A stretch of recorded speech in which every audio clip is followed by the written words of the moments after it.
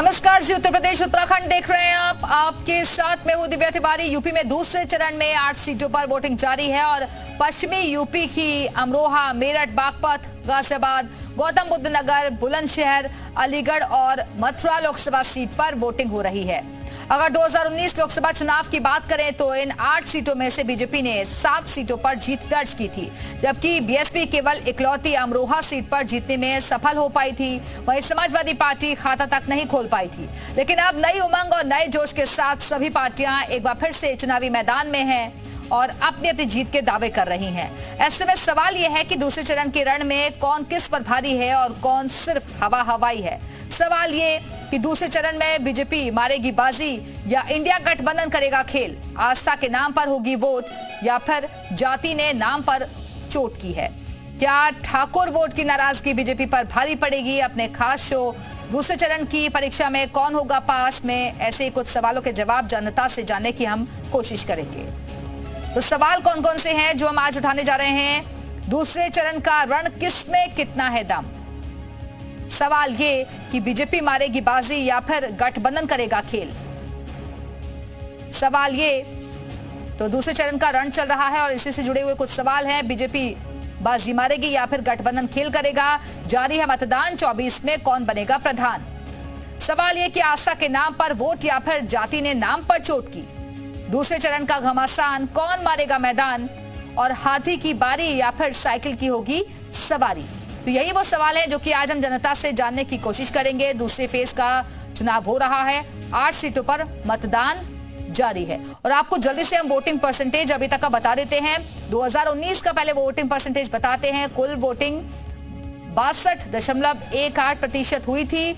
Lok Sabha seat 2019 की हम बात कर रहे हैं वोटिंग परसेंटेज, और अभी तक 24% अमरोहा में, 71.04%, 51.44%, मेरठ में 64.19%। हम आपको बता रहे हैं कि 2019 में और 2024 में अब तक कितना प्रतिशत वोटिंग परसेंटेज जो है वो दर्ज किया गया है। अलीगढ़ सीट में 61% और 2024 में से कम रहा। 2019 में 61% और अभी 39%। 2019 में 71% और 2024 में 51%। 2019 में मेरठ में 64% और अभी 47%। ये वो वोटिंग परसेंटेज है, कहां पर कितना वोटिंग परसेंटेज 2019 और 2024 में अब तक दर्ज किया गया है। हालांकि अभी भी आधे घंटे का वक्त बाकी है और इंतजार करना होगा कि कितनी तेजी के साथ वोटर्स पोलिंग स्टेशन पर पहुंचते हैं। और अलग अलग जगहों से हमारे साथ हमारे सहयोगी इस वक्त जुड़ चुके हैं। सबसे पहले जेपी शर्मा का रुख कर लेते हैं, हमारे साथ जुड़े हैं। जेपी, क्या तस्वीरें मिल रही हैं? महज आधे घंटे का वक्त रह गया है। जी बिल्कुल, देखिए आधे घंटे का वक्त रह गया है और मैं आपको बता दूं कि अब यहां पर हालांकि वोटरों के आने का जो सिलसिला है वो बिल्कुल थम गया है। लेकिन अमरोहा लोकसभा सीट की बात करें तो अमरोहा लोकसभा सीट पर मैं आपको एक बताना चाहूंगा दिव्या, क्योंकि यहां वोटिंग परसेंटेज काफी ठीक रहा है। अभी भी अगर हम 3 बजे तक के आंकड़े को देखें तो वोटिंग परसेंटेज काफी अच्छा रहा है। और देखिए डीएम और एसपी आपको बता दें कि यहां पर मुआयना करने के लिए भी पहुंचे हैं। मैं डीएम साहब, आप लाइव हैं सर, अभी जो मतदान को लेकर क्या जानकारी मिल रही है? सब शांतिपूर्ण तरीके से? पूरा मतदान शांतिपूर्वक चल रहा है जी। और थोड़े से समय और 30 मिनट बचे हुए हैं जी। और मतदान अच्छे से चल रहा है। लगभग 5 बजे का जो प्रतिशत है 62% से अधिक है हमारा। तो अच्छा मतदान। पिछली बार के रिकॉर्ड को तोड़ेगा कि 71% के आसपास हुआ था। हालांकि जिन 8 सीटों पर मतदान हो रहा है वहां खास अच्छी बात यह है अमरोहा के लिए कि सबसे ज्यादा इसी लोकसभा सीट पर वोटिंग परसेंटेज ठीक लग रहा है। देखिए, इसको ऐसे देखते हैं कि वोटर्स भी हमारे जागरूक हुए हैं। हम लोगों ने स्वीप की अच्छी एक्टिविटी की थी जी। साथ ही साथ जनप्रतिनिधियों ने अच्छा एफर्ट किया था, सभी पोलिंग पार्टियों ने। तो संयुक्त और समवेत प्रयास से ये जो है प्रतिशत ठीक हो रहा है। और चूँकि गर्मी बहुत है उसके बावजूद भी वोटर्स में अच्छा उत्साह है। 6 बजे के बाद ही पता चल पाएगा पोलिंग का परसेंटेज। सर, सुरक्षा के नज़रिए से बात करें तो शांतिपूर्ण तरीके से कोई घटना ऐसी तो नहीं आई सामने? आज पूरा दिन पूरे उल्लासपूर्ण वातावरण में शांतिपूर्ण और निष्पक्ष तरीके से भयमुक्त वातावरण में चुनाव संपन्न हो रहा है।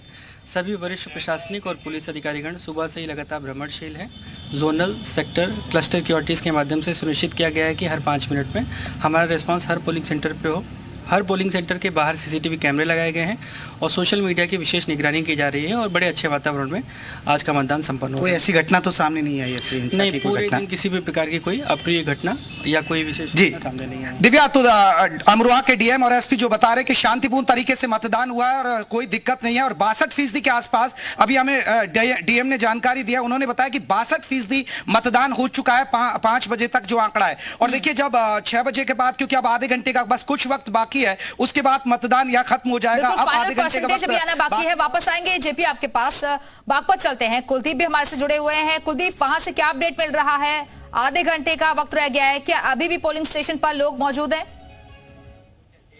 बिल्कुल दिव्या, देखिए सबसे पहले मैं बताना चाहूंगा कि 5 बजे तक 50% मतदान हो चुका है और अभी 6 बजे तक का समय बाकी है। कितना परसेंट बढ़ता है वो देखने वाली बात होगी, क्योंकि गर्मी की वजह से और फसल कटने की वजह से वोटर नहीं पहुंच पा रहे थे, जिसके चलते मतदान प्रतिशत बहुत धीमी गति से चल रहा था।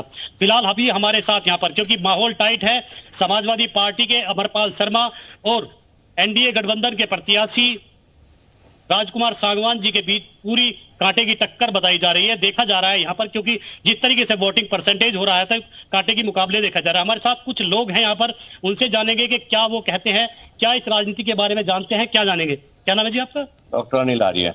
आर्य जी, जी। वोटिंग परसेंट को लेकर के क्या कहेंगे आप? पहले के मुकाबले बहुत कम है। हाँ, वोटिंग परसेंट इसलिए कम है कि बहुत ज्यादा किसानों के काम का समय है। गेहूं की कटाई चल रही है, गेहूं की बुआई चल रही है, तो बहुत किसान अपने खेतों में लगा हुआ है। लेकिन 4 बजे तक वो काफी काम करके आ गया और 4 बजे के बाद वोटिंग परसेंटेज बढ़ा है। या कहीं कहीं कमी रही, क्योंकि चौधरी चरण सिंह की कर्म भूमि है ये, आरएलडी बीजेपी के बीच गठबंधन भी हुआ, कहीं असर नजर आ रहा है क्या? नहीं, इससे कोई दिक्कत नहीं, बहुत अच्छा उत्साह है लोगों में और बहुत डॉक्टर राजकुमार सांगवान बेहद शानदार एक उम्मीदवार बना के चौधरी साहब ने भेजे और बहुत भारी बहुमत से वो जो है चुनाव जीत के आएंगे। तो और भी हमारे साथ हैं, इनसे जानते। क्या नाम है? मेरा नाम अजय तोमर है। देखिए, राजनीति के बारे में मुझे ज्यादा नॉलेज तो नहीं है, बड़ी अनिश्चितताओं का खेल होता है। जो गठबंधन हुआ है उसकी वजह से किन वोटों का ध्रुवीकरण होगा, कौन मेजोरिटी में आएगा, कुछ नहीं कहा जा सकता। बस ये है कि जो हमारा कैंडिडेट है एनडीए से, राजनीति में बदलाव आया था अचानक से, जो गठबंधन हुआ था, समाजवादी के प्रत्याशी भी बदले गए, उसको लेकर क्या कहेंगे? क्या बदलाव को लेकर के? बदलाव को लेकर ये कहेंगे कि जो गठबंधन के प्रत्याशी हैं डॉक्टर सांगवान जी, वो बेहद अच्छी शानदार छवि के व्यक्ति हैं और कहीं ना कहीं लोग उन्हें पसंद कर रहे हैं और वोट उनकी तरफ जाएगा। क्या नाम है भाई? अमित तोमर। अमित जी, जानना चाहेंगे, चुनाव है, सपा और एनडीए के बीच है, कौन बाजी मारेगा इसमें? पता नहीं अभी तो कुछ, तो इन्हें नहीं पता है, उत्तर है आपकी। क्या नाम है जी आपका? आदेश तोमर। चुनाव चल रहा है, आज पूरा घमासान है, क्या कहेंगे? यहाँ से तो लोकदल जीतेगी बागपत से। डॉक्टर साइकिल नहीं चलेगी क्या? नहीं, साइकिल चलेगी, थोड़ी बहुत चलेगी, वोटिंग परसेंटेज को लेकर क्या कहेंगे? नल चलेगा। वोटिंग परसेंट ठीक है, अच्छा है, लेकिन काम का टाइम है, गेहूं कट रहे, लोग बाग अपने खेतों में काम कर रहे हैं। अनिल आर्य जी, माहौल टाइट लग रहा है, क्योंकि पिछले के मुकाबले नहीं, कोई माहौल टाइट नहीं है, बहुत भारी मदद, क्योंकि डॉक्टर राजकुमार साइकिल चलेगी या साइकिल बहुत कम चलेगी। डॉक्टर राजकुमार सांगवान जी को हर वर्ग से वोट मिल रही है और वही प्रत्याशी जीत है जिसे हर वर्ग से वोट मिलती है। हमारे साथ और भी है। क्या नाम है जी आपका? उमेश तोमर। उमेश जी, चुनाव में घमासान है इस बार, क्या कहेंगे? घमासान नहीं, यहाँ तो एक तरफा है जी, माहौल बिल्कुल बहुत बढ़िया है। बिल्कुल, तो वोटर्स अपने अपने तरीके से इस चुनाव को देख रहे हैं। कुलदीप, वापस आएंगे आपके पास, आप बने रहिएगा, बातचीत जारी रखिएगा। अलीगढ़ चलते हैं, अभिषेक भी हमारे साथ जुड़े हुए हैं। अभिषेक, सेकेंड राउंड की फाइट चल रही है, कैसे मुकाबला जनता वहां की देख रही है और अब थोड़ा ही टाइम रह गया है जब वोटिंग संपन्न हो जाएगी? बिल्कुल, देखिए आपको सबसे पहले कहिए 5 बजे तक का जो मतदान प्रतिशत है वो 54% का हो चुका है। लिहाजा अभी आधे घंटे का समय बाकी है और ये जो मतदान का प्रतिशत है ये अभी और तेजी से बढ़ेगा। हमारे साथ बात करने के लिए भाजपा के महानगर अध्यक्ष है। सबसे पहले आपसे जानेंगे, इस चुनाव में आप अपने आप को कहाँ देख रहे हैं? देखिए, ये चुनाव है 2024 का, एक अच्छे चुनाव है। हमारे सामने कोई नहीं है, कोई विपक्षी पार्टी नहीं है, कोई एनडीए गठबंधन नहीं है, कुछ नहीं। केवल ये विकास का चुनाव है, ये भारत के बढ़ते हुए व्यक्तित्व का चुनाव है, ये भारत की किसान का, गरीब का, महिलाओं का और युवाओं के लिए विकास का चुनाव है। तो इसलिए इस चुनाव में हमारे सामने कोई नहीं है, क्योंकि माननीय मोदी जी। लेकिन कई जगह तो ऐसा देखा जा रहा था ना कि आपके प्रत्याशी का तो तमाम विरोध हो रहा है और कहा जा रहा है कि अंदर खाने खुद जो है खुद ही लोग जो है विरोध कर रहे हैं आपके प्रत्याशी का। में ऐसा होता है कि थोड़ा बहुत, क्योंकि हमारे प्रत्याशी तीसरी बार मैदान में है, तो कुछ विपक्षी पार्टी के लोग कुछ इस तरह की अफवाहों को लाते हैं, लेकिन हमारे प्रत्याशी की जो है जनमानस में अच्छी पकड़ है और लगातार जनता के बीच में रहते हुए काम कर रहे हैं, और निसंदेह इस बार हम बड़ी जीत की ओर अग्रसर हो रहे हैं। बिल्कुल, देखिए ये भाजपा के महानगर अध्यक्ष हैं जो बता रहे हैं कि जो है इस बार उन्हें उम्मीद है कि इस बार उनको फिर से जो है एक बार फिर से जीत हासिल होगी। महिला है हमारे साथ बात करने के लिए, इनसे हम जानेंगे। ये बताइए क्या कहेंगे इस बार जो पूरा मतदान हुआ है, कहाँ क्या देख रही है, किस लिहाज से दिखी? मैं देख तो यही रही हूँ कि मतदान में महिलाओं की भागीदारी ज्यादा दिखाई दे रही है बजाय पुरुषों की, क्योंकि सारी महिलाएं जो हैं वो हमारे मोदी जी के लिए, हम देश की आधी आबादी हैं और मोदी जी ने हम लोगों के लिए बहुत अच्छे अच्छे काम किए हैं। हम लोगों को गैस दिलवाई है, मकान बनवाए हैं और राशन में घर का मुखिया भी महिला को बनाया है। तो जहां तक मैं समझती हूँ तो हर महिला मोदी जी में अपने एक बड़े भाई या पिता के रूप में देखती है, और हम सब फिर से चाहते हैं कि मोदी जी फिर से हमारे देश के प्रधानमंत्री बने और हम सब उसमें अपनी पूरी 100% भागीदारी देना चाहते हैं। इसी वजह से देखिए यहाँ सारी महिलाएं निकल कर वोट डालने जा रही हैं और लोगों को बुला बुला कर ला रही है कि चलिए भैया वोट डालने चलिए।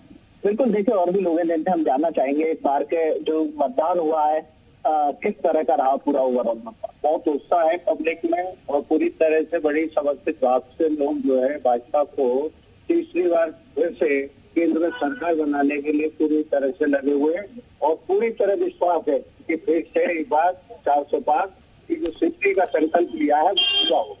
बिल्कुल, देखिए युवा मतदाता है जिनसे हम जानेंगे। ये बताइए इस बार का जो युवा मतदाता है किस ओर है? देखिए अभी जब भी युवा ने अंगड़ाई ली है, कहते हैं कि युवा जब भी अंगड़ाई लेता है, युवा जो चाहता है वो होता है, और युवा यही चाहता है कि मोदी जी देश में विदेश में भारत का नाम रोशन करें। और जिस तरह से भारतीय जनता पार्टी ने 10 साल का शासन किया है, आगे भी मोदी जी भारत को परम वैभव पर ले आए, इसी के लिए युवाओं ने आज मतदान किया है। मैंने भी मतदान किया है और हमारे युवाओं ने, महिलाओं ने, पुरुषों ने जिसने भी आज किया है तो मोदी जी का जो नारा है 400 पार अपनी बार, तो वो पूर्ण करने के लिए तैयार। चंडीगढ़ में इंडिया गठबंधन और समाजवादी पार्टी के प्रत्याशी हैं चौधरी विजेंद्र सिंह, उनकी साइकिल को आप कहाँ देख रहे हैं? कहीं कोई मतलब नहीं है, क्योंकि सब समझ चुके हैं पिछले 60-70 साल कांग्रेस और इन लोगों ने राज किया था, कहाँ से देश में कहाँ पहुंचा। और आज जब मोदी जी ने 10 साल राज किया है तो हमारे देश में विकास हुआ है, एयरपोर्ट बने, एम्स बने, यूनिवर्सिटियां खुली है, रोड हाईवे बने हैं। तो जो इतना बढ़िया प्रधानमंत्री जो विश्व में, कोई किसी राजनीतिक पार्टी के समर्थन में बोल रहा है तो कोई कई बातों का जिक्र कर रहा है अपने अपने हिसाब से, लेकिन ये तस्वीर तभी साफ हो पाएगी जब चुनावी नतीजे सामने आएंगे। बहरहाल आप बने रहेगा, वापस आएंगे आपके पास। और अब चलते हैं गाजियाबाद। पीयूष गौड़ भी हमारे साथ जुड़े हुए हैं। पीयूष, आपके पास क्या अपडेट वहां से, क्योंकि अब महज 20 मिनट का वक्त रह गया है।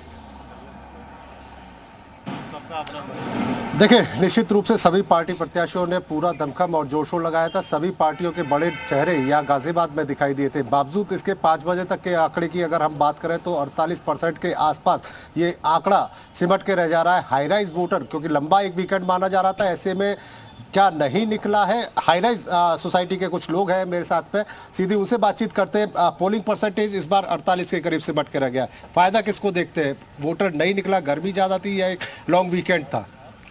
देखिए, लॉन्ग वीकेंड तो था ही, लेकिन आज की जो मुझे करंट सिचुएशन देखी, सुबह जब मैं गया था वोट डालने तो वहाँ पे हाई राइज की लाइन बहुत लंबी लगी थी, और जबकि जो लोकल लोग थे, जो आसपास की और सोसाइटीज़ थी, उनके बूथ में 1-1, 2-2 लोग आ रहे थे और अपना आराम से डाल के जा रहे थे। और हमारे हाई राइज में बहुत लंबी लाइन थी। हम 1.5 घंटे में हमने वोट डाला है आज, तो लाइन तो थी। अब वोटिंग परसेंट कहाँ? पोलिंग परसेंटेज 48 के करीब, आप बताएं। 48 के करीब सिमट के रह गया पोलिंग परसेंटेज। फायदा किसको देखते हैं? फ़ायदा तो इसमें किसी को नहीं होना है। सभी लोगों को अपने अधिकार का प्रयोग करना चाहिए।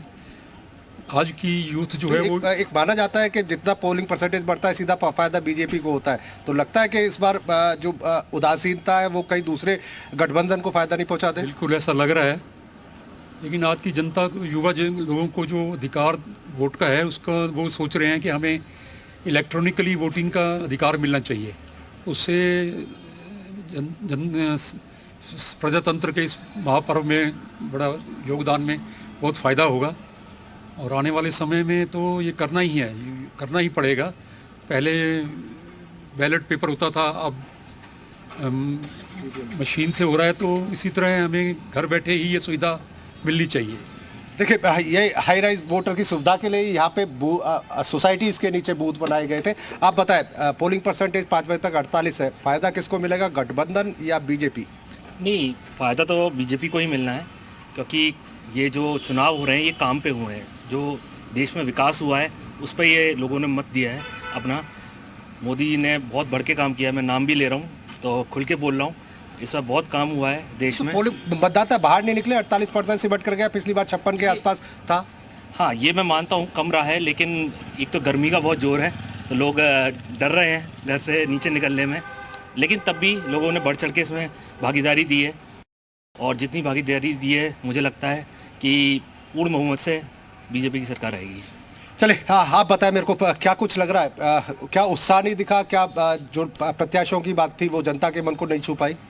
ये उत्साह तो पूरी है, जनता में उत्साह पूरी है, और जो परसेंटेज कम है वो है, थोड़ा कम तो है, पर उसके लिए कोई इम्पैक्ट नहीं आएगा। जहाँ तक अगर गवर्नमेंट की बात करें, जो उन्होंने काम किया है उस उनके पूरे राष्ट्र निर्माण में जो उन्होंने अपनी भूमिका ठीक है पीयूष, आप बातचीत जारी रखिएगा। वापस आते हैं, नोएडा चलते हैं। बलराम पांडे भी हमारे से जुड़े हुए हैं। बलराम, लगातार अलग अलग जगहों से हम लोगों के रिएक्शन सुन रहे हैं। जैसा क्रेज पिछली बार के चुनावों में नजर आया वैसा क्रेज इस बार नहीं दिखा। इसके क्या कारण आपको समझ में आते हैं, और फिलहाल नोएडा में क्या स्थिति है, वोटर्स में कितना उत्साह इस बार नजर आया?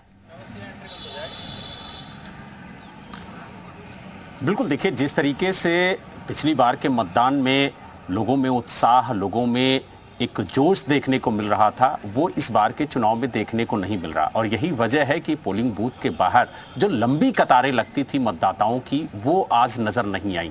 और अगर हम नोएडा की बात करें तो गौतम बुद्ध नगर लोकसभा सीट में नोएडा में सबसे कम मतदान हुआ है। लगभग 45% जो मतदान है वो नोएडा के अंदर हुआ है। और सबसे ज्यादा अगर मतदान की बात कही जाए तो सिकंदराबाद विधानसभा में हुआ है।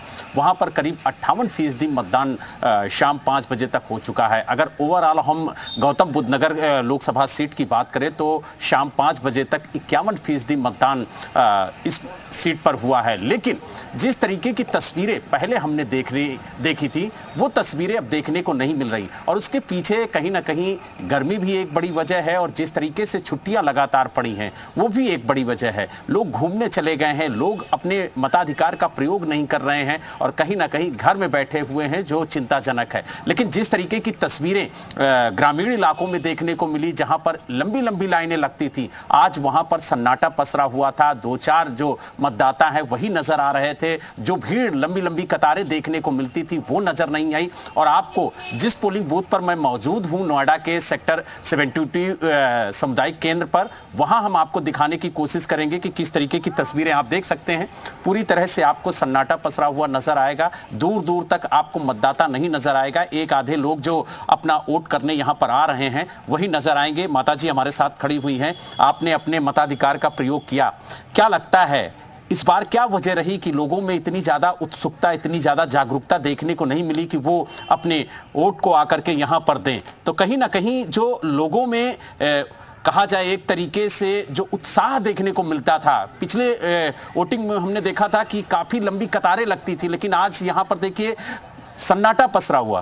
बस मेन कारण गर्मी मुझे लग रहा है, और 2-3 छुट्टियां आ गई। बस लोगों, जो कई लोग आ रहे हैं ऐसी बात नहीं है, जो ज्यादातर यंग हैं वो 3 छुट्टियां आ गई तो घर से बाहर चले गए। दूसरा अच्छा, अगर बात की जाए तो इस बार वोटिंग से पहले आप लोगों ने कौन से मुद्दे हैं जिनको दिमाग में रख करके मतदान किया है? मेन मुद्दा तो यही था कि विकास तो हो रहा है, रोजगार एक बड़ा मुद्दा है। और क्या मुद्दे थे? ज्यादा तो रोजगार ही है, और महंगाई भी है। तो महंगाई और बेरोजगारी, ये 2 बड़े मुद्दे हैं जिनको ध्यान में रख करके आपने मतदान किया है। और भी कोई मुद्दा है, महिला सुरक्षा या कानून व्यवस्था या और कोई अन्य मुद्दा? नहीं, वो सब नहीं है।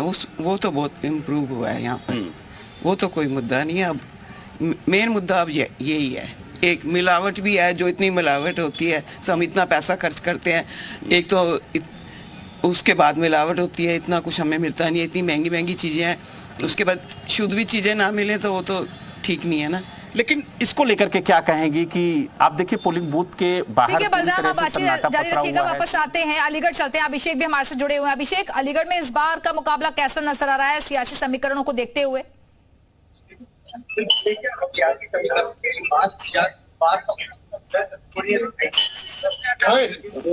रह गई थी लेकिन सारा दावा ये है इस बार मैं देखिए 4 लाख वोटों से ज्यादा देश में 400 पार और उनके लिए यहाँ अलीगढ़ लोकसभा क्षेत्र में 4 लाख पार। वहीं अगर हमारी बीएसपी के प्रत्याशी जितेंद्र उपाध्याय और बंटी भैया से बात हुई तो उन्होंने कहा है कि हाथी की जो चाल है वो काफी अच्छी चल रही है।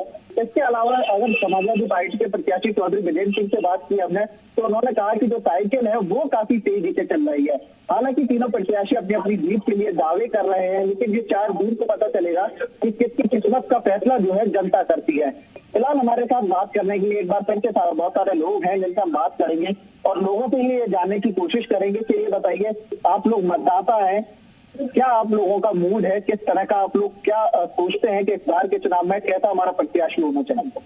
हमारा प्रत्याशी बहुत बढ़िया है और पिछले 2 टाइम से ही मतलब बढ़िया काम किया है उन्होंने, समझे जाओ आगे भविष्य में भी बढ़िया काम करेंगे। और मोदी जी ने जो सारे विश्व में हिंदुस्तान को गुरु बनाया है वो कोई प्रधानमंत्री नहीं बना सकता और न बना सकेगा आगे भविष्य में। बिल्कुल, देखिए युवा है जिनसे हम बात करेंगे। ये बताइए आपका वोट है? फर्स्ट टाइम वोटर है जिनसे हम बात करेंगे। ये बताइए आपने वोट किया है, क्या किस सोच के साथ आपने वोट किया? देश के विकास के लिए। देश के विकास के लिए आपने किस सोच के साथ वोट किया? देश के विकास के लिए। कैसा प्रत्याशी होना चाहिए आपका? हमारा प्रत्याशी ऐसा होना चाहिए जो हमारे देश के लिए सोचे, देश का भविष्य मतलब सिक्योर करे। बिल्कुल, देखिए महिलाएं हैं जिनसे हम बात करेंगे। ये बताइए आपने वोट किया? आपने वोट किया। क्या किस सोच के साथ आपने वोट किया? हमने सोचा कि आज तक मोदी जी जैसा कोई भी नेता नहीं आया। जारी है मतदान और अब कुछ ही मिनट बाकी रह गए हैं, उसके बाद चुनावी प्रक्रिया जो है वो संपन्न हो जाएगी और ऐसे में इस बार का मुकाबला भी दिलचस्प जरूर नजर आया है।